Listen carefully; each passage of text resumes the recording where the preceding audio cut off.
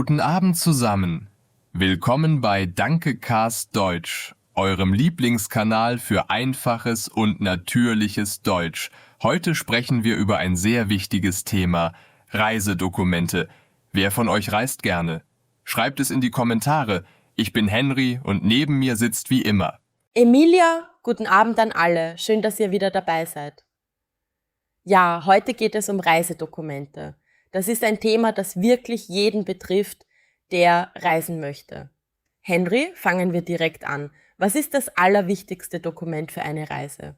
Das allerwichtigste Dokument ist natürlich der Reisepass. Ohne Reisepass kommt man in viele Länder einfach nicht rein.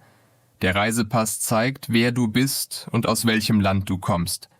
Jedes Land auf der Welt hat seinen eigenen Reisepass und die meisten Länder verlangen ihn bei der Einreise. Genau, aber es gibt auch noch den Personalausweis. Was ist der Unterschied zwischen einem Reisepass und einem Personalausweis, Henry? Gute Frage, Emilia. Der Personalausweis ist kleiner und praktischer. Man kann ihn in der Brieftasche tragen, aber der Personalausweis ist nicht überall gültig. In Europa zum Beispiel kann man mit dem Personalausweis in viele Länder reisen.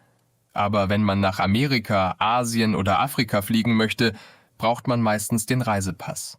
Das stimmt.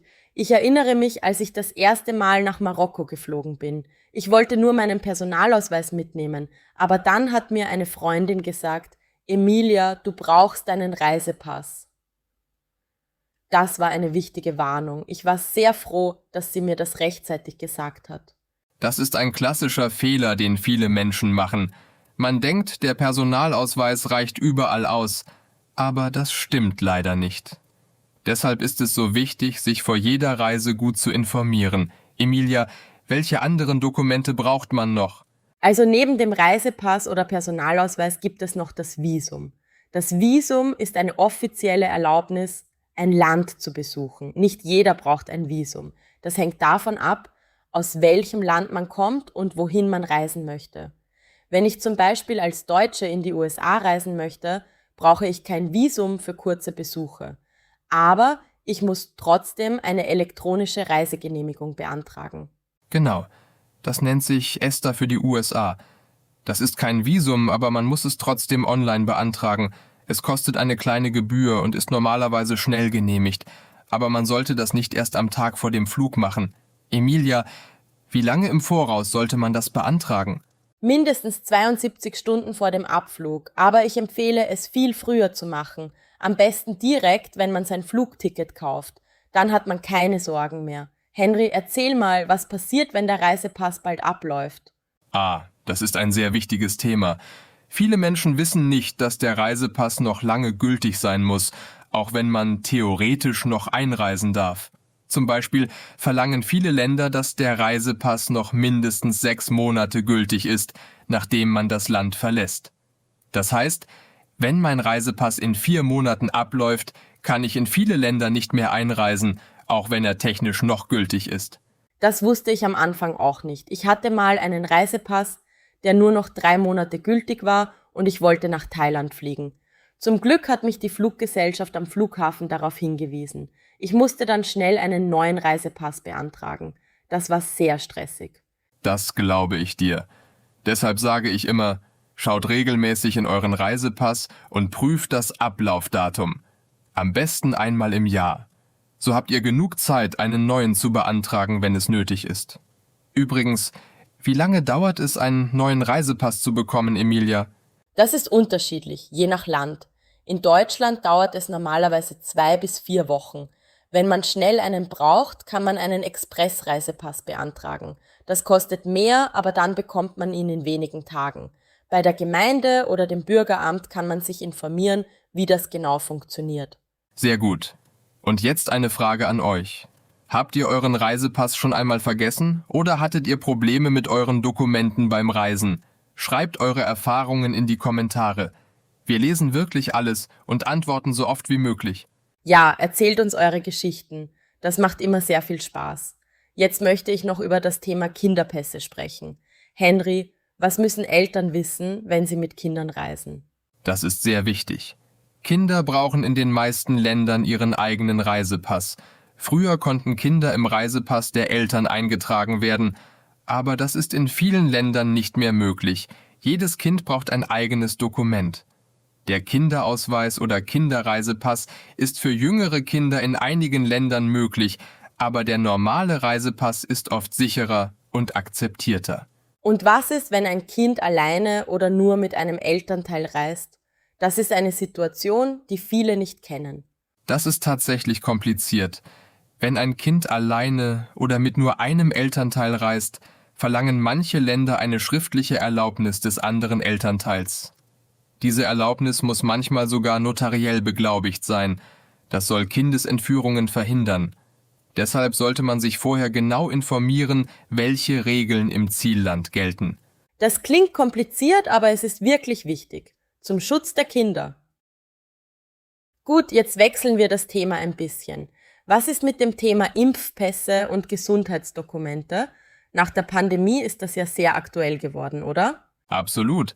In den letzten Jahren haben viele Länder zusätzliche Gesundheitsdokumente verlangt. Ein Impfpass zeigt, welche Impfungen man hat. Für einige Länder ist zum Beispiel eine Gelbfieberimpfung Pflicht. Ohne den Nachweis dieser Impfung kommt man gar nicht ins Land. Das gilt besonders für viele afrikanische und südamerikanische Länder. Ich hatte das einmal bei einer Reise nach Brasilien. Ich musste meinen internationalen Impfausweis mitnehmen und den gelben Fieberimpfung-Nachweis zeigen. Das war neu für mich, aber es ist wirklich wichtig. Man sollte also auch immer seinen Impfpass prüfen, bevor man reist. Genau. Der internationale Impfausweis ist übrigens das gelbe Heftchen. Das kennen viele aus dem Arztbesuch. Dieses Heftchen kann auf Reisen sehr wichtig sein. Emilia, was ist noch wichtig bei den Reisedokumenten? Ich würde gerne noch über Kopien sprechen. Es ist wirklich empfehlenswert, Kopien aller wichtigen Dokumente zu machen. Also eine Kopie des Reisepasses, des Visums, des Flugtickets und der Hotelbuchung. Diese Kopien kann man ausdrucken und separat aufbewahren. So hat man im Notfall immer noch eine Kopie, wenn das Original verloren geht. Das ist ein super Tipp. Ich mache das immer so. Außerdem speichere ich Fotos aller meiner Dokumente auf meinem Handy. So habe ich sie immer dabei, auch wenn ich die physischen Kopien vergessen habe. Wichtig ist aber, das Handy auch gut zu sichern mit einem Passwort oder einer Fingerabdruckerkennung. Sehr guter Punkt. Und eine digitale Kopie per E-Mail an sich selbst zu senden, ist auch eine gute Idee. So kann man überall auf der Welt auf seine Dokumente zugreifen, auch wenn man das Handy verliert. Henry, was machst du, wenn du im Ausland deinen Reisepass verlierst? Oh, das ist ein Albtraum-Szenario, aber es passiert leider manchmal. Wenn man im Ausland seinen Reisepass verliert, muss man sofort zur deutschen Botschaft oder zum deutschen Konsulat gehen.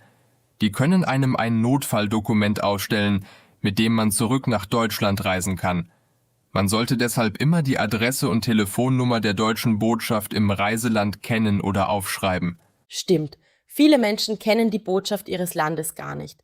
Dabei ist das so wichtig. Ich habe die Nummern immer in meinem Handy gespeichert und auch auf einem Zettel im Koffer. Nur für den Fall. Aber ich hoffe natürlich, dass es nie so weit kommt. Das hoffen wir alle. Habt ihr schon mal euren Reisepass oder andere wichtige Dokumente verloren? Das wäre sicher eine interessante Geschichte. Schreibt es uns in die Kommentare, wir sind sehr gespannt. Jetzt möchte ich noch kurz über das Thema Reiseversicherung sprechen. Das ist zwar kein Dokument wie ein Reisepass, aber die Reiseversicherungspolice ist auch ein wichtiges Papier, das man auf Reisen dabei haben sollte. Absolut. Eine gute Reiseversicherung deckt verschiedene Dinge ab. Krankenkosten im Ausland, Reiseabbruch, Gepäckverlust und manchmal auch Reiserücktritt. Im Ausland kann eine Krankheit oder ein Unfall sehr teuer werden. Mit einer guten Versicherung ist man auf der sicheren Seite.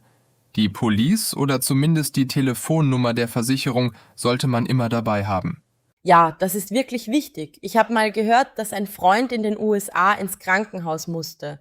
Die Behandlung hat mehrere tausend Euro gekostet.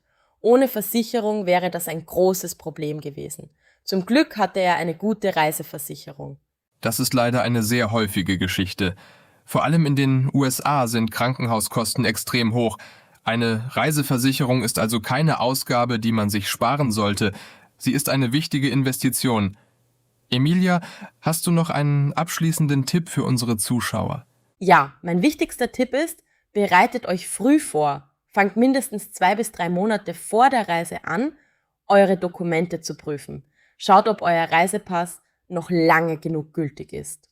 Prüft, ob ihr ein Visum braucht, schaut, ob Impfungen notwendig sind und macht Kopien von allem. Wer früh anfängt, hat keinen Stress kurz vor der Reise. Perfekter Rat, Emilia. Ich füge noch hinzu, nutzt offizielle Webseiten der Botschaften oder des Auswärtigen Amtes, um Informationen zu bekommen. Diese Informationen sind zuverlässig und immer aktuell.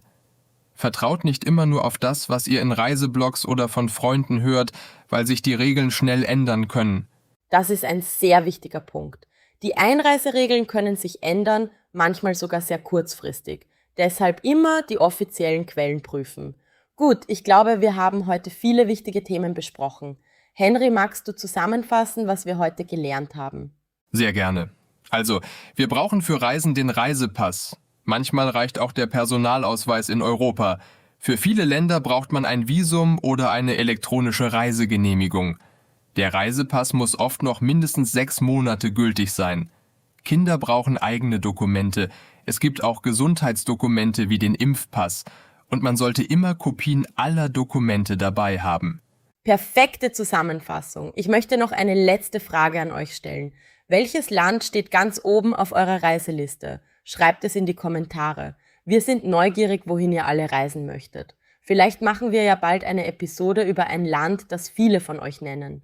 Oh, das ist eine tolle Idee. Und wenn euch diese Episode gefallen hat, dann gebt ihr bitte einen Daumen hoch und abonniert den Kanal Dankecast Deutsch, wenn ihr das noch nicht gemacht habt. Wir freuen uns über jeden neuen Abonnenten und jeden Kommentar. Guten Abend und bis zur nächsten Episode bei Dankecast Deutsch. Bleibt neugierig, lernt weiter Deutsch und vergesst nicht, Reisen bildet, aber nur, wenn man die richtigen Dokumente dabei hat. Guten Abend zusammen. Bis zum nächsten Mal. Tschüss.